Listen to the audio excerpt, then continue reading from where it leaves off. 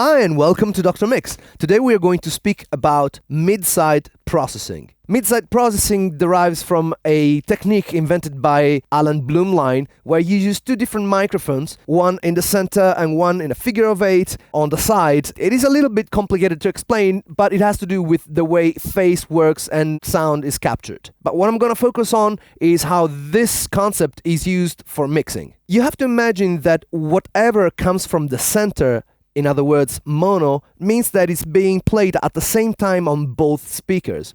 So that you can call sum. And then there is everything else, whatever is played by the speakers, not at the same time. That is going to be the difference. So when you use MS techniques, instead of having left and right, you have sum and difference. If, for example, you push the side information louder, then your mix will sound a bit wider. You can, for example, brighten up the side information. That will mean that the top end will sound a little bit more sparkly, but just in the stereo perception of the sound. Conversely, you can decide, for example, to make the vocals louder if you are in a mastering situation just by pushing the mids of the sum information or the mono. You may also decide to increase the low end just of whatever is mono in your mix, and that is a very effective way to make your bass sound full. There are many EQs that have MS capability, like the Aiosis Air EQ, or even some stock plugins within your favorite DAW.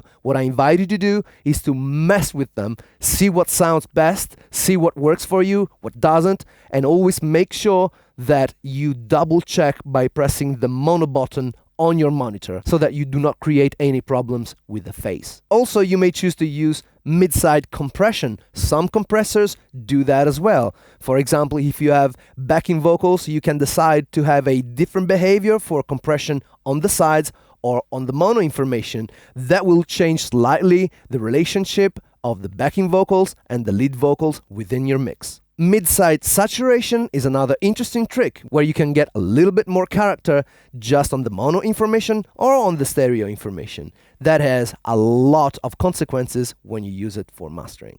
Again, with all of these techniques, be very careful because you can change the sound quite dramatically. You may want to bypass check before you print the mix, just in case.